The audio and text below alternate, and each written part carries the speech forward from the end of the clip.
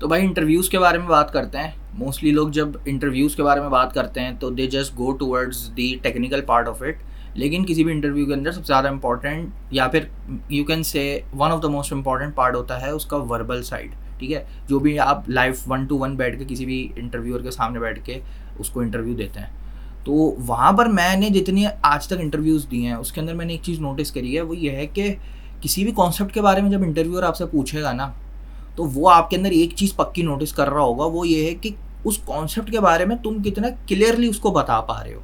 ठीक है ना, तुमने फॉर एग्जांपल उसने तुमसे यूज़ मेमो के बारे में पूछ लिया और अब यूज़ मेमो को तुम बैठ के ऐसे समझा रहे हो कि जो है तो करेक्ट, लेकिन तुम बताने के अंदर क्लियर नहीं हो कि जी हो। यूज़ मेमो के अंदर ना वो होता है कि हम कोई भी फंक्शन दे देते हैं उसके अंदर और वो उसको उसका आउटपुट वो उसका सेव कर लेता है। उससे समझ लें कि वो हमारे हेल्प करता है कि हमारे रिएक्ट के अंदर जो है ना परफॉर्मेंस ऑप्टिमाइजेशन। और तुमने सारे करेक्ट वर्ड्स बोले हैं इसके अंदर, परफॉर्मेंस ऑप्टिमाइजेशन, रिएक्ट का री-रेंडर वगैरह एवरीथिंग, लेकिन तुमने क्लियरली नहीं बोली ये बात। उससे पता है क्या अंडरस्टैंडिंग जा रही है कि तुम्हें कॉन्सेप्ट तो पता है लेकिन तुमने कभी कॉन्सेप्ट्स को यूज़ ही नहीं किया practically.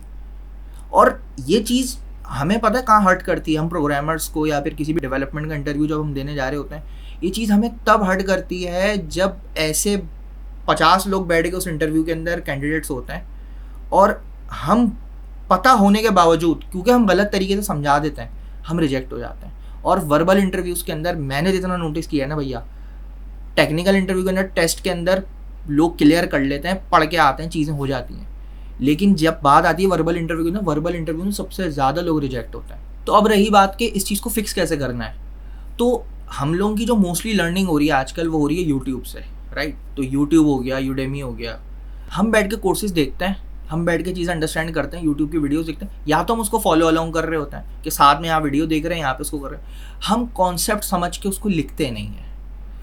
All of us programmers हम लोग ये गलती करते हैं कि हम बैठकर उसको लिखते नहीं हैं कॉन्सेप्ट को। कल को आपने इंटरव्यू के अंदर अगले बंदे को कॉन्सेप्ट ही समझाना है, उसको आपने प्रैक्टिकली करके नहीं दिखानी है वो चीज़, आपने उस बंदे को बैठ के कॉन्सेप्ट समझाना है। और ये चीज़ तब आती है जब आपने कॉन्सेप्ट यूट्यूब से समझाओ, किसी भी यूट्यूबर से, यूडेमी के कोर्स से उस चीज़ को समझाओ और आपने उसको अपने पास लिखाओ। लिखना इज़ वेरी इंपॉर्टेंट, चाहे फिर वो बैक एंड का इंटरव्यू हो, चाहे फिर वो फ्रंट एंड का इंटरव्यू हो। अगर आपने चीज़ों को अच्छी तरीके से समझावा होगा ना, जब आपने चीज़ों को अच्छी तरीके से ग्रैब किया हुआ होगा ड्यूरिंग योर लर्निंग फेज, तभी आप सामने वाले बंदे को कोई भी कॉन्सेप्ट क्लियरली समझा सकते हैं। और ये चीज़ इतनी ज़्यादा इंपॉर्टेंट है किसी भी हायरिंग प्रोसेस के लिए। जब बाद में कैंडिडेट्स इवेल्युएट होता है ना, तो उसके अंदर जिसके पास कॉन्सेप्ट की क्लैरिटी होती है वो इंटरव्यूअर के माइंड में इम्पैक्ट क्रिएट करता है और अल्टीमेटली वो आगे लेकर जाया जाता है।